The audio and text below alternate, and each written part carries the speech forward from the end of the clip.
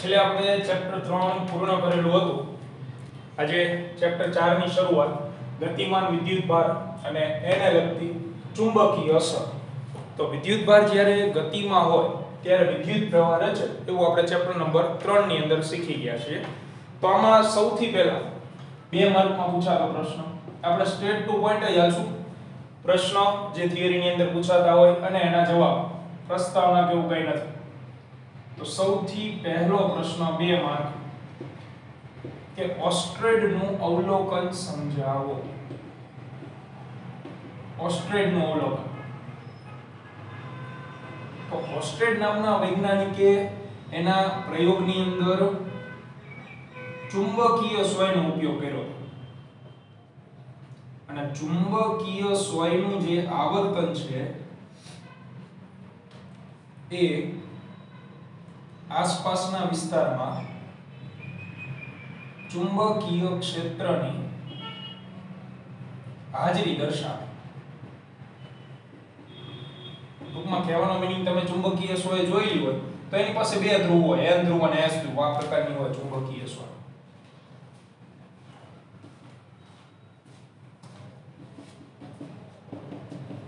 અહીંયા n ધ્રુવ હોય અને s ધ્રુવ હોય. તો જ્યારે ચુંબકીય સોય આવર્તન દર્શાવે, બરોબર, તો એનો મીનિંગ એવો થાય કે આસપાસના વિસ્તારમાં ચુંબકીય ક્ષેત્ર ક્યાંક હોવું જોઈએ તો ચુંબકીય સોય આવર્તન દર્શાવે. બાકી ચુંબકીય સોય આવર્તન દર્શાવશે નહીં. બરોબર છે. તો એને સિમ્પલ પ્રયોગ કર્યો એક આ રીતે. એક પરિપથમાં એને 20 વોલ્ટની બેટરી જોડી, જોડે એક કળ રાખી દીધી.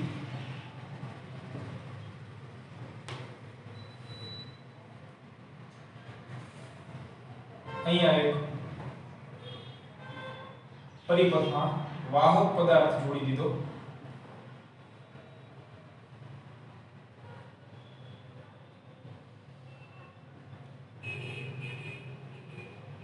એના પ્રયોગની સિમ્પલ ગોઠવણી. બરોબર. અને પછી બીજું અવલોકન નોંધવા માટે એમને આ જ પરિપથની અંદર જે કળ છે એ બંધ પરિસ્થિતિમાં રાખી દીધી.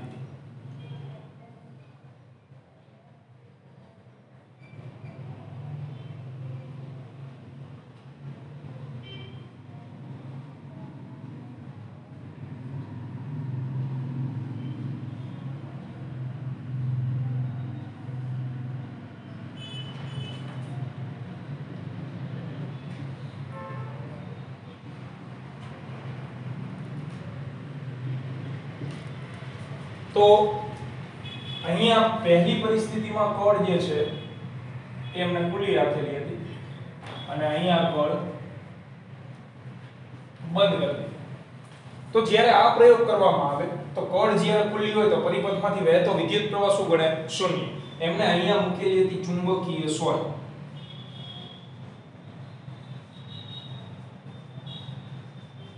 આ ચુંબકીય સોય જે વાહક ની નજીક રાખેલી હતી.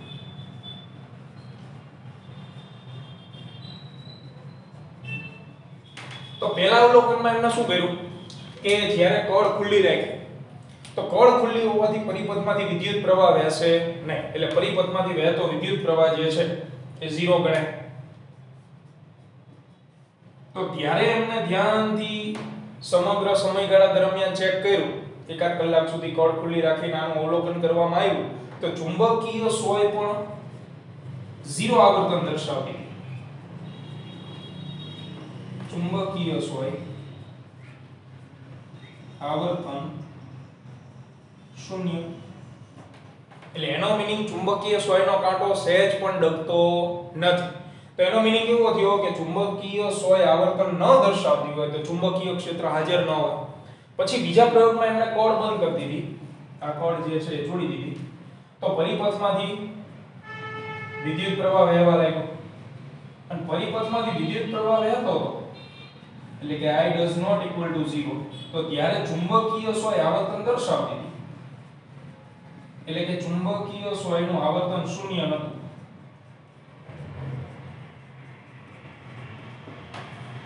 બરાબર.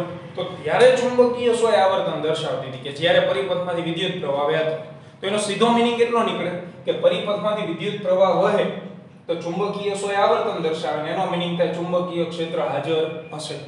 પછી આમાં એમને એડિટિંગ કર્યું કે એક વિદ્યુત પ્રવાહ જે છે એ અચળ રાખ્યો. એટલે અચળ રાખવા માટે એને અવરોધ અચળ રાખી દીધો. તો ત્યારે ચુંબકીય સોય એક જ સરખું આવર્તન દેખાડતી હતી. ઝીરો નહીં, ઝીરો સિવાયનું કંઈ પણ જો એમને પરિપથમાંથી સતત અવરોધ બદલાયો તો વિદ્યુત પ્રવાહ બદલાય. વિદ્યુત પ્રવાહ બદલાતો હોવાથી ચુંબકીય સોયનું આવર્તન પણ બદલાતું હતું. સાદી ભાષામાં ચુંબકીય સોય ડિસ્કો કરતી હતી. એટલે આના ઉપરથી બે સિમ્પલ તારણ નીકળ્યા કે જ્યારે વિદ્યુત પ્રવાહ શૂન્ય હોય તો આસપાસના વિસ્તારમાં ચુંબકીય ક્ષેત્ર પણ શૂન્ય. અને જો વિદ્યુત પ્રવાહ વહેતો હોય તો વિદ્યુત પ્રવાહ બે પ્રકારના હોય. એક અચળ મૂલ્યનો હોય અને એક ચલ મૂલ્યનો. તો એ પ્રમાણે ચુંબકીય ક્ષેત્ર ઉત્પન્ન થતું. જો અચળ વિદ્યુત પ્રવાહ હોય તો અચળ ચુંબકીય ક્ષેત્ર ઉત્પન્ન થતું હતું અને વિદ્યુત પ્રવાહ બદલાતો હોય તો ચુંબકીય ક્ષેત્ર પણ સતત શું થતું હતું? બદલાતું હતું. બરોબર. તો 2 માર્કનો પ્રશ્ન, એમાં તમારે માત્ર આ વસ્તુ લખી લો. પછી બે આકૃતિ આવી રીતે દોરવાની છે. સેપરેટ આકૃતિ દોરી નાખો ઝડપથી.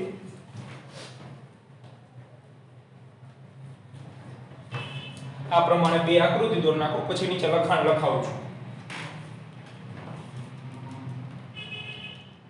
બરોબર.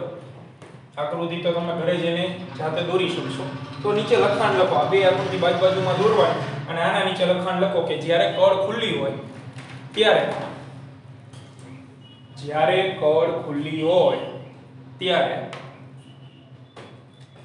પરિપથમાંથી કોઈ જ પ્રવાહ વહેતો નથી.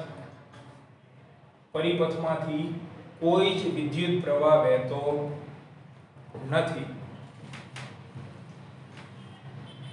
બીજા પોઈન્ટમાં ત્યારે ચુંબકીય સોય શૂન્ય આવર્તન દર્શાવે છે. શૂન્ય આવર્તન દર્શાવે છે. એટલે કે ચુંબકીય ક્ષેત્ર હાજર હોતું નથી. ચુંબકીય ક્ષેત્ર હાજર હોતું નથી. એના પછી બીજી આકૃતિમાં નીચે લખો. બીજી આકૃતિ બાજુમાં દોરેલી છે એના નીચે લખાણ લખો કે જ્યારે કળ બંધ કરવામાં આવે છે, જ્યારે કળ બંધ કરવામાં આવે છે ત્યારે પરિપથમાંથી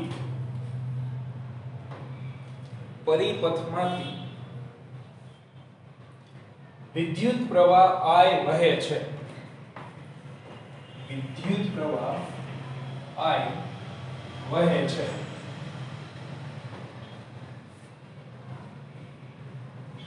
બીજા પોઈન્ટમાં લખો નીચે. આમાં બીજે નીચેનો પોઈન્ટ કે આ વખતે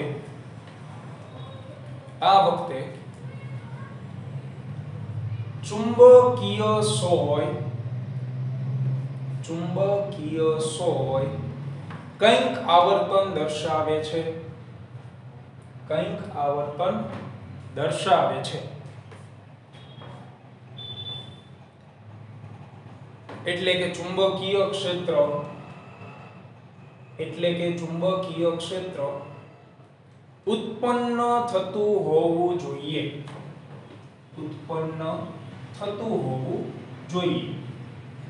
અને હવે નીચે મેઇન પોઈન્ટ કરી લખો.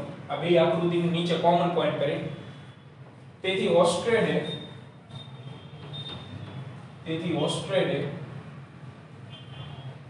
બંને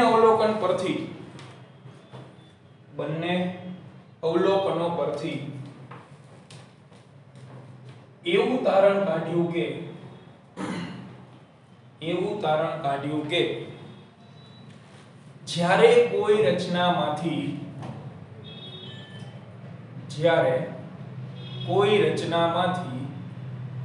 વિદ્યુત પ્રવાહ વહેતો હોય, વિદ્યુત પ્રવાહ વહેતો હોય ત્યારે તેની આસપાસ ફરજિયાત ચુંબકીય ક્ષેત્ર ઉત્પન્ન થાય છે.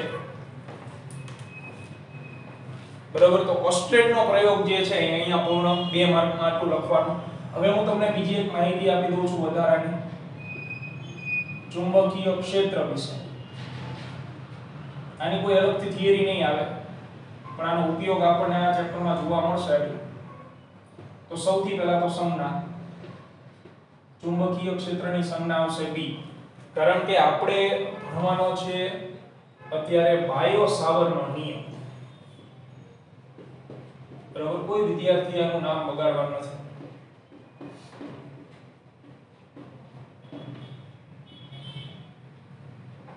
હવે ઓસ્ટેડ ભાઈ આપણને એટલું કઈ જતા રહ્યા કે ભાઈ વિદ્યુત પ્રવાહ પસાર કરો તો ચુંબકીય ક્ષેત્ર ઉત્પન્ન થાય, પણ કેટલું એના વિશે કોઈ ખ્યાલ એમને આપેલો હતો નહીં.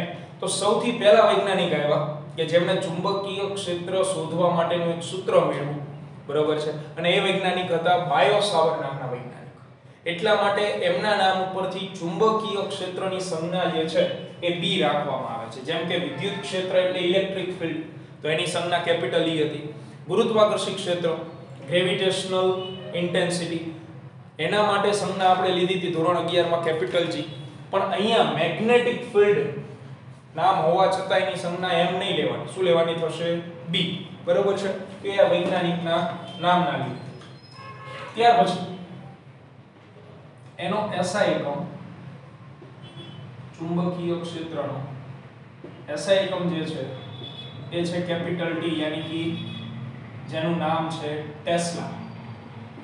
જે આ ચેપ્ટરમાં તમને દાખલાઓમાં જોવા મળશે કે ચુંબકીય ક્ષેત્ર આટલા ટેસ્લા આપેલું છે. હવે પારિમાણિક સૂત્ર બનાવવું હોય તો આ આપણા માટે એકમ નકામો થઈ જાય. તો એના માટે બીજો એકમ તો એક ચુંબકીય બળ આપણે મેળવવાનું આવશે. આ ચેપ્ટરમાં આગળ જતા ભણશું ચુંબકીય બળ F બરાબર બિલ. શું સૂત્ર આવશે? F બરાબર BIL. આગળ જતા આપણે ભણવાનું છે એટલે અત્યારે એની ચિંતા ન કરો. અત્યારે માત્ર સૂત્ર યાદ રાખો. બરોબર છે. કારણ કે આપણે ટેસ્લાની જગ્યાએ બીજો એકમ ગોતવો છે. તો આને તમે કરતા બનાવો એટલે IL d વિચ્છેદમાં આવે તો બીજો એકમ શું બને? તો બળનો એકમ હોય ન્યૂટન, છેદમાં I નીચે આવશે, I નીચે એટલે એમ્પિયર, લંબાઈ આવે એટલે મીટર. તો ન્યૂટન પ્રતિ એમ્પિયર ઇન્ટુ મીટર એ ચુંબકીય ક્ષેત્રનો બીજો SI એકમ છે. અને આના ઉપરથી પારિમાણિક સૂત્ર તો ન્યૂટનનું થશે 112 m1 l1 t - 2, જ્યારે એમ્પિયરનું A1 અને મીટરનું L1. તો પારિમાણિક સૂત્ર m1 l0 t - 2 a - 1. આપણું પારિમાણિક સૂત્ર ચુંબકીય ક્ષેત્રનું તૈયાર. તો આટલી માહિતી તમારે ટેમ્પરરી બેઝ ઉપર યાદ રાખવાની છે. હવે બાયો સાવરનો નિયમ. તો બાયો સાવર નામના વૈજ્ઞાનિકે ચુંબકીય ક્ષેત્રનું માન મેળવવા માટે એક નિયમ આપેલો હતો. તો એમને આવો એક I વિદ્યુત પ્રવાહધારિત તાર ધ્યાનમાં લીધો કે જેમાંથી વિદ્યુત પ્રવાહ વહેતો. થિયરી દ્રષ્ટિએ મહત્વનો નથી આ નિયમ, પણ આગળ જતા આ નિયમમાં જે સૂત્ર તમને મળશે એનો જ આપણે ઉપયોગ કરવાનો છે. સૌથી પહેલા એમને આ આખા તારના કારણે ચુંબકીય ક્ષેત્ર, આપણને એટલી તો ખબર છે કે ભાઈ આ તારમાં વિદ્યુત પ્રવાહ વહે છે એટલે આજુબાજુના વિસ્તારમાં ચુંબકીય ક્ષેત્ર ઉત્પન્ન થશે. તો એના માટે હું એક બિંદુ સિલેક્ટ કરી લઉં છું કે આ P બિંદુ પાસે તમારે ચુંબકીય ક્ષેત્ર ગોતવું છે. તો આખા તારના કારણે તો આપણને મળશે. એના માટે હું આખા તારને જે છે એ નાનકડા એવા પ્રવાહ ખંડોમાં વિભાજિત કરી દઉં.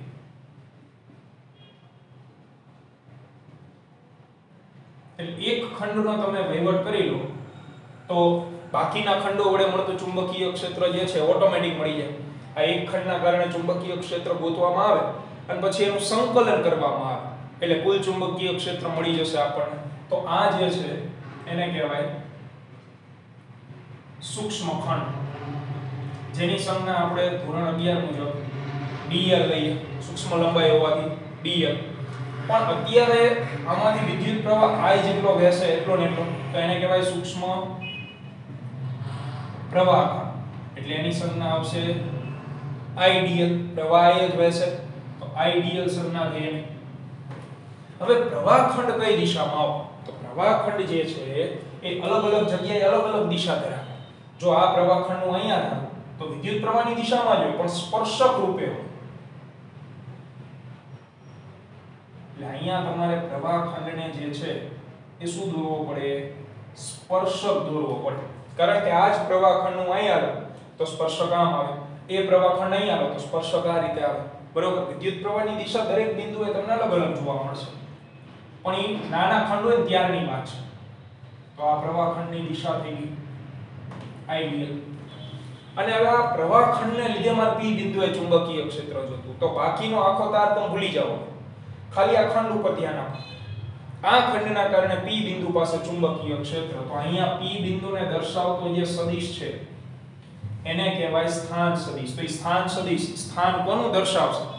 તો તમારે જે બિંદુએ ચુંબકીય ક્ષેત્ર મેળવવાનો છે એનું પ્રવાહખંડની સાપેક્ષે સ્થાન દર્શાવશે. પ્રવાહખંડની સાપેક્ષે P બિંદુનું સ્થાન દર્શાવતો સદિશ એટલે સ્થાન સદિશ. આ બે વચ્ચેનો ખૂણો એટલે આટલો થીટા. બરોબર? તો આની અંદર સૂક્ષ્મ પ્રવાહખંડના કારણે P બિંદુ પાસે ઉદ્ભવતું ચુંબકીય ક્ષેત્ર એનું સૂત્ર આપણને વાયોસાવર નામના વૈજ્ઞાનિકે આપ્યું. સૂક્ષ્મ પ્રવાહખંડને લીધે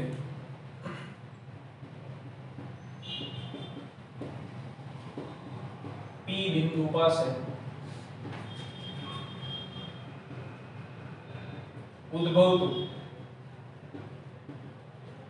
સૂક્ષ્મ ચુંબકીય ક્ષેત્ર. તમે ખંડના કારણે ગોતો છો તો ખંડના લીધે ચુંબકીય ક્ષેત્ર કેવું આવે મિત્રો? સૂક્ષ્મ જ આવે ને. બરોબર? તો ચુંબકીય ક્ષેત્રની સંજ્ઞા B હોય તો સૂક્ષ્મ ચુંબકીય ક્ષેત્રની dB. તો dB સદિશ એનું સૂત્ર આપ્યું તો એમને μ0/4 ideal સદિશ cross r caret upon r square. તો આ સૂત્રની કોઈ તારવણી નથી, આપણે સ્વીકારી લેવાનું છે. બરોબર? આ સૂત્ર આપણે સ્વીકારીને ચાલવાનું રહેશે. તો આના માટે લખાણમાં બીજું કંઈ લખવાનું નથી. આ આકૃતિ દોરીને ઉપર ખાલી એટલું લખવાનું કે આખા તારને, લખાણ યાદ રાખી લેજો, આપણે લખાવાનું થતું નથી. લખાણમાં તમારે માત્ર એટલું આવશે કે આખા તારને સૂક્ષ્મ પ્રવાહધારિત ખંડોમાં વિભાજિત કરતા માત્ર એક ખંડના લીધે P બિંદુ પાસે ઉદ્ભવતું ચુંબકીય ક્ષેત્ર નીચેના સૂત્ર મુજબ આપી શકાય છે. આ નીચેનું સૂત્ર મુજબ તમને પ્રવાહ ખંડના લીધે ચુંબકીય ક્ષેત્ર મળે, જ્યાં r કેરેટ એટલે સદિશ r ની દિશા દર્શાવતો એકમ સદિશ. અને સદિશ r કોણ? તો પ્રવાહખંડની સાપેક્ષે P બિંદુનો સ્થાન દર્શાવતો સદિશ. બરોબર?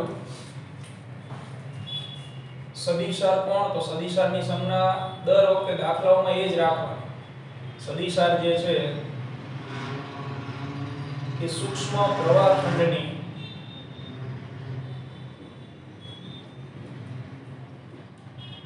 સાપેક્ષે P બિંદુનો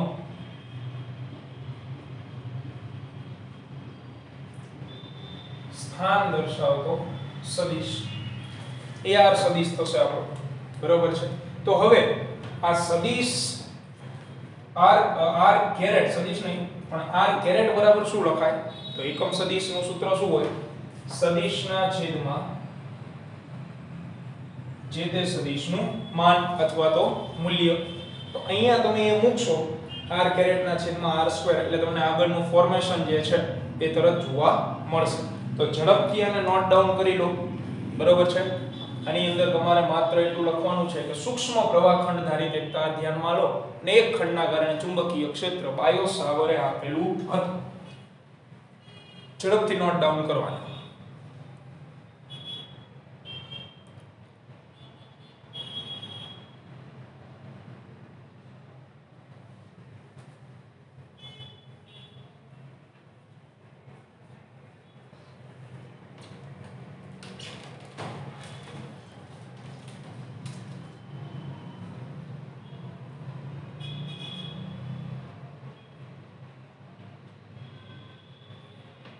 ચાલો લખાઈ ગયું.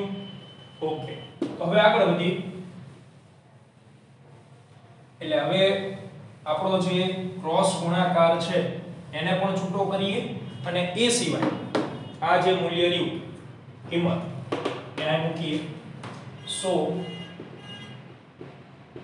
dB સદિશ will be mu 0 upon 4 pi ideal સદિશ cross r સદિશ upon r સ્ક્વેર ની જગ્યાએ શું થઈ જશે r ક્યુબ. બરોબર છે. અહીંયા તમે સદિશ r મૂકશો છેદમાં એનું મૂલ્ય આવશે તો અહીંયા r સ્ક્વેર હતો એટલે r માં બંધ થઈ જશે. ક્રોસ ગુણાકાર ખુલ્લો કરીએ તો dB સદિશનું આપણને મૂલ્ય મળે. તો મૂલ્ય તો મિત્રો આ રીતે લખાય ને ખાલી dB, કારણ કે a ક્રોસ b એટલે શું થાય? ab sin થીટા થાય. ધોરણ 11 માં આપણે ભણી ગયા બે પ્રકારના ગુણાકાર, સદિશ a ડોટ સદિશ b અને સદિશ a ક્રોસ સદિશ b. તો અહીંયા ક્રોસ ગુણાકાર ખુલ્લો કરીએ એટલે મૂલ્ય મળશે mu 0 upon 4 pi ideal r sin theta upon r cube. તો એક વખત r જે છે એ કેન્સલ થઈ જશે. સો dB is equal to mu 0 upon 4 pi ideal sin theta upon r square.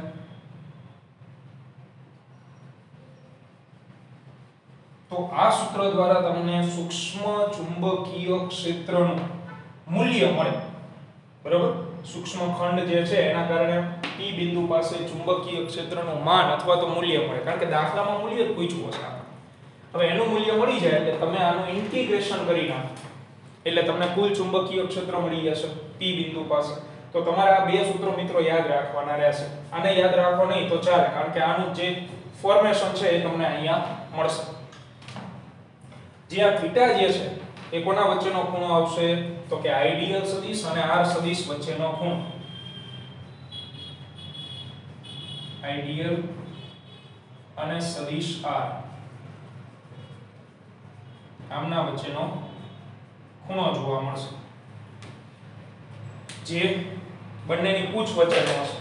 તો મહત્વની સૂચના કે આ ચેપ્ટરની અંદર ધોરણ 11 મુજબ નહીં આવે કે વેગ રહ્યો સ્થાનાંતરની દિશામાં, બળ રહ્યું પ્રવેગની દિશામાં, એમ નહીં આવે. તમારે દિશા ગોતવા માટે ક્રોસ ગુણાકારના જે નિયમો છે એ યાદ કરવા પડશે, જે ચાક ગતિમાં આપણે વ્યવસ્થિત ચલાવેલા હતા. તો ક્રોસ ગુણાકારના નિયમ ઉપરથી સદિશની દિશા જોતી હોય તો એના માટે તમે શું કરતા હતા? તો કે બે સદિશની પૂછ ભેગી રાખતા હતા.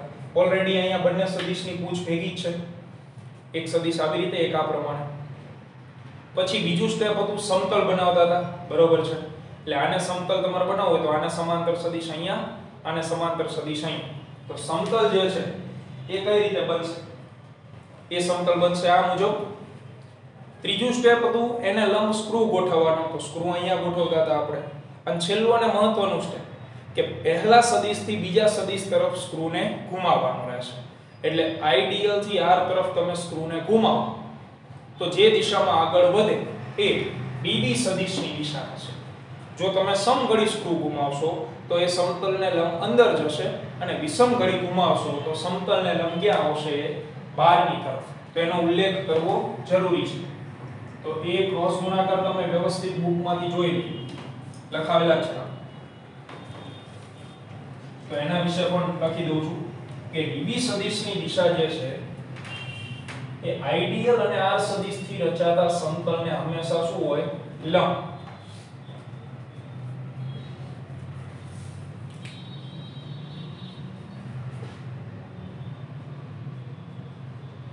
સદિશની દિશા આઈડિયલ સદિશ અને r સદિશથી રચાતા સમતલને કેવી હોય છે લંબ જ હોય.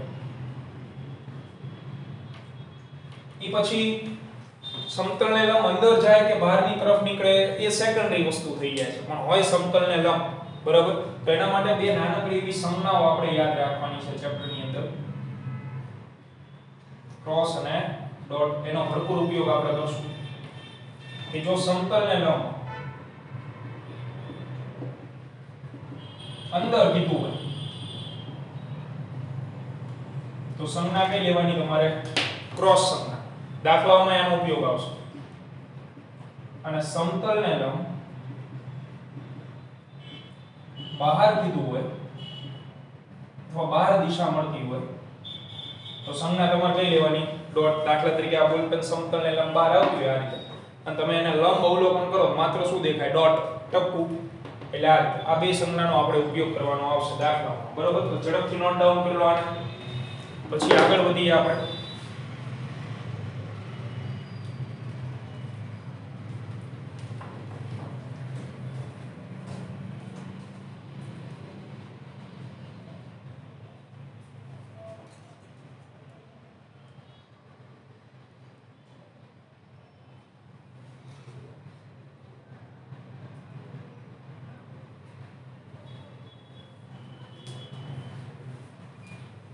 હવે આગળ તો અહીંયા એક μ0 વિશેની માહિતી જે છે એ આપણે આપી દઈએ કે ભાઈ μ0 જે છે એ કોણ છે.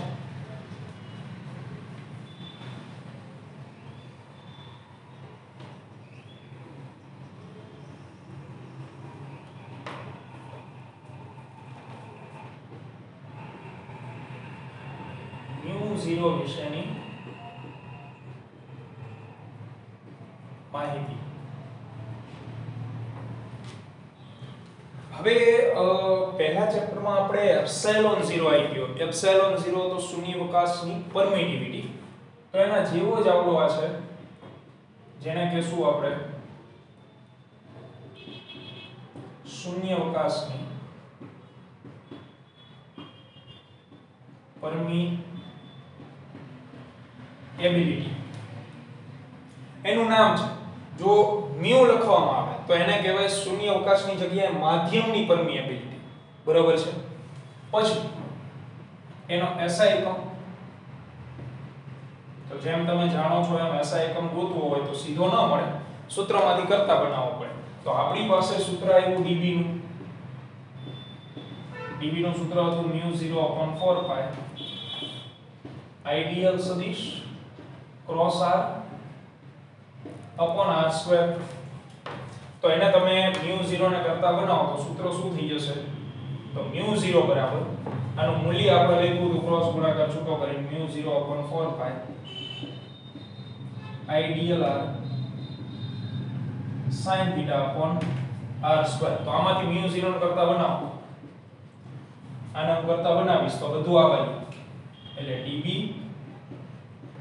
into 4π into r square upon ideal r sin theta. તો દરેકના SI એકમ તમે જાણો છો, મૂકવા માંડો.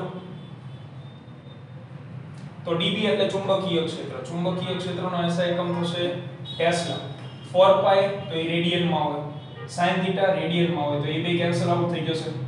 મીટર સ્ક્વેર r માટે છેદમાં વિદ્યુત પ્રવાહ એમ્પિયર સૂક્ષ્મ ખંડ મીટર ઇન્ટુ r એટલે upon મીટર. તો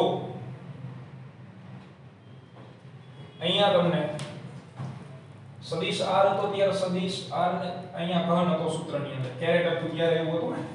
તો અહીંયા 4π r નો શું આવશે? ઘન આવશે. તો આ મીટર ક્યુબ મળે, જેથી બે વખત મીટર સ્ક્વેર જે છે એ ઉડી જશે તો તમને મળશે ટેસ્લા ઇન્ટુ મીટર પ્રતિ એમ્પિયર. આ જે છે એ SI એકમ થયો μ0 નો, જે પહેલો SI એકમ છે, કારણ કે આના ઉપરથી પારિમાણિક સૂત્ર જે છે એ આપણે બનાવી શકીશું નહીં. તો પારિમાણિક સૂત્ર બનાવવા માટે એવો SI એકમ તમારે મૂકવો જોઈએ કે જેના પારિમાણિક સૂત્ર આપણે જાણતા હોય. તો હમણાં જ આપણે મેળવી ગયા ટેસ્લા માટે, પરંતુ ટેસ્લા એટલે તો ચુંબકીય ક્ષેત્ર હતું અને એનું આપણને બીજો SI એકમ શું મળ્યો તો બિલ ઉપરથી ન્યૂટન પ્રતિ એમ્પિયર ઇન્ટુ મીટર. આવું થાય ને ટેસ્લા જગ્યાએ. તો તમે ઈ જે છે એ અહીં મૂકી દો એટલે તમને μ0 નો બીજો SI એકમ મળશે. તો આની જગ્યાએ હું મૂકું છું ન્યૂટન પ્રતિ એમ્પિયર ઇન્ટુ મીટર. મીટર પ્રતિ એમ્પિયર એઝ ઇટ ઇઝ, તો મીટર કેન્સલ થઈ જશે, સો વી કેન ગેટ ન્યૂટન પ્રતિ એમ્પિયર સ્ક્વેર. હવે તમને એના ઉપરથી પારિમાણિક સૂત્ર મળશે. તો આ જે છે એ μ0 નો બીજો SI એકમ થશે. તેથી μ0 નો પારિમાણિક સૂત્ર, તો ન્યૂટન નું શું થાય 112 m1 l1 t-2 છેદમાં a2, તો a થશે m1 l1 t-2 a-2. તો આ જે છે એ μ0 નું પારિમાણિક સૂત્ર થઈ ગયું. જો તમારે કુલમ્બના સ્વરૂપમાં જોઈતું હોય તો as we know q is equal to it, so q1 equal to a1 t1. From that replace this, અહીંયા તમે શું મૂકી શકશો q ની -2 ઘાત, so μ0 will be m1 l1 q raised to -2. So that is the another પારિમાણિક સૂત્ર of μ0. એટલે તમને આ બે પ્રકારના પારિમાણિક સૂત્ર મળશે, બે પ્રકારના SI એકમ મળશે અને આમાંથી ગુજકેટમાં ભરપૂર માહિતીઓ પૂછાય છે કે નીચેનામાંથી μ0 નું SI એકમ સાચો કયો છે, પારિમાણિક સૂત્ર સાચું કયું છે. કિલોગ્રામના સ્વરૂપમાં તમને પૂછી શકે, કારણ કે ન્યૂટન બરાબર થાય m1 l1 t-2, તો એની જગ્યાએ મૂકી શકે કિલોગ્રામ મીટર પ્રતિ સેકન્ડ સ્ક્વેર, બરોબર. એટલે ફોર્મેશન અલગ અલગ બની શકે. તો આ બધી માહિતીઓ જે છે એ MCQ ને લગતી, અને μ0 જે છે એ અચળાંક હોવાથી એનું મૂલ્ય જે દાખલાઓમાં તમે લેશો 4π × 10⁻⁷ ન્યૂટન પ્રતિ એમ્પિયર સ્ક્વેર, આ તમારે યાદ રાખવાનું મૂલ્ય થશે, બરોબર છે. તો આ બધી માહિતી MCQ માટે સફિશિયન્ટ, આટલી માહિતીઓ તમારે યાદ રાખવાની રહેશે. હવે આગળ જતા આપણે જે બાયો સાવરના નિયમના દાખલાઓ છે એ ભણવાના છે. એ સિવાય રિંગના કારણે ઉદ્ભવતું ચુંબકીય ક્ષેત્ર પણ મેળવવાનું છે. તમારે μ0 ε0 વચ્ચેનો સંબંધ પણ આવશે, બરોબર છે. μ0 ε0 વચ્ચેનો સંબંધ તમને આવો મળશે, μ0 ε0 1/c², અને એકદમ સિમ્પલ આવશે. μ0 ε0 હોય તો 4π વડે ભાગી નાખો અને 4π વડે ગુણી નાખો એટલે તમને એનો સંબંધ મળશે, જે આપણે અત્યારે નહીં પણ નેક્સ્ટ લેક્ચરની અંદર જે છે એ મેળવશું, બરાબર. તો હવે નેક્સ્ટ લેક્ચરમાં આપણે મળીશું આગળની થિયરીઓ સાથે.